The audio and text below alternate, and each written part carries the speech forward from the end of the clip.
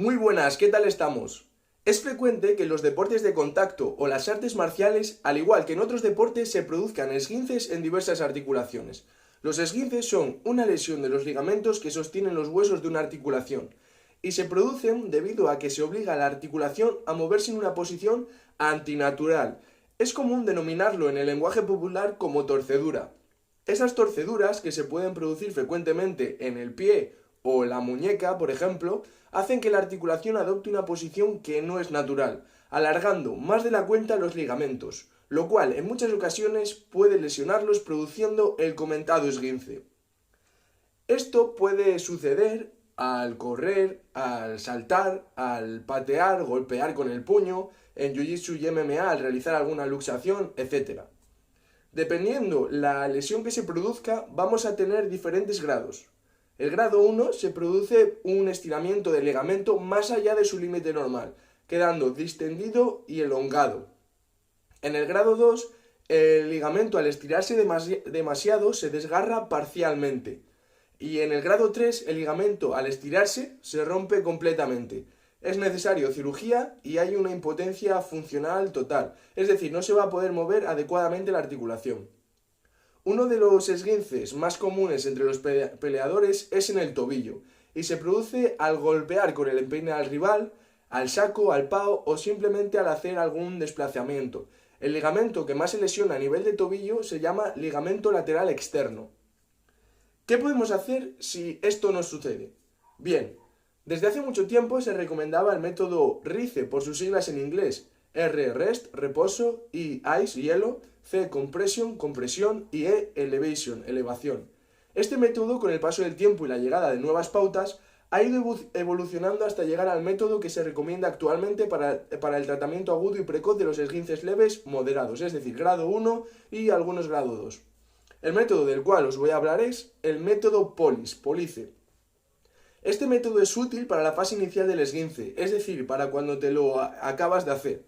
El método POLICE, por sus siglas en inglés, es P, Protection, protección, O, L, Optimal Load, carga óptima, I, Ice, hielo, C, Compression, compresión y E, Elevation, elevación. Empezamos con la P de protección. La primera medida que debes adoptar cuando te acabas de realizar un esguince es cesar la actividad, parar. Continuar puede producir que la lesión empeore, de tal manera que quizás nos hemos hecho un esguince de grado 1 que nos curaría en poquito tiempo, y si seguimos nos volvemos a hacer daño y pasa a grado 2, una lesión más grave y que tarde bastante más en curar. Hay que tener en cuenta que el reposo debe tener una duración limitada y restringirse únicamente a inmediatamente después de habernos producido la lesión. La movilización precoz es positiva y la inmovilización está actualmente desaconsejada. El punto 2, carga óptima o L, se basa en la rehabilitación activa temprana. Hay que recuperar la actividad normal de forma paulatina y progresiva, sin forzar la articulación, pero como hemos comentado antes, sin reposo absoluto ni inmovilización. Hay que realizar un balance de descarga, descansos, carga, actividad adecuado, de tal manera que realicemos la actividad que podamos sin sobrecargar la articulación ni ponerla en riesgo. Un ejemplo, si nos hemos realizado un esguince leve en el tobillo, una forma de iniciar la actividad puede ser andar. Si la carga de estar de pie es demasiada, quizás podamos ayudarnos de una muleta para quitar peso a la articulación. Por cierto, cuando solo usamos una muleta, va en el brazo de la pierna sana, es decir, la contraria a la lesionada. En esta fase se puede valorar si es interesante realizar algún tipo de vendaje funcional de forma temporal, por ejemplo, solo para hacer determinada actividad, de esta forma que limite la movilidad del ligamento lesionado y así favorecer la actividad temprana. Pero esto debe ser valorado y realizado por un profesional capacitado. El trabajo propioceptivo puede ser importante en la rehabilitación. Pasamos al hielo, la I. El uso de crioterapia, ya sea hielo, bolsas de frío, agua derretida con hielo, va a ayudar a reducir el dolor y la inflamación.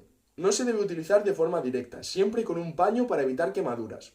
Se puede aplicar tras producirse la lesión durante periodos de 10 minutos y 20 minutos de descanso. Si fuera necesario, se puede repetir el proceso 2 o 3 veces. Es decir, lo pongo 10 minutos, descanso 20. Tras 24 horas de la lesión no es necesario ponerse hielo. El uso de hielo está muy cuestionado, sobre todo cuando es de forma prolongada, debido a que no hay una evidencia sólida a favor o en contra de su uso, por lo que se precisan más estudios. Uno de los argumentos de los detractores al uso de hielo es que inhibe la inflamación. Hay que tener en cuenta que la inflamación, sin que ésta sea exagerada, es necesaria, ya que las células inflamatorias, como los macrófagos que liberan IGF-1 o eliminan tejido dañado, van a la zona afectada y van a promover la curación. El frío además produce vasoconstricción. Esto limita el flujo de sangre al tejido lesionado, lo cual es vital para su recuperación. El frío, al afectar también al tejido nervioso, puede reducir capacidades como la fuerza, la resistencia, la coordinación o la velocidad en esa zona. Por todo esto, es importante destacar que la inflamación resulta beneficiosa, siempre y cuando no sea excesiva. Por ello, no hay que abusar de métodos para evitarla o pretender eliminar la inflamación a toda costa. Pasamos a la compresión, a la C.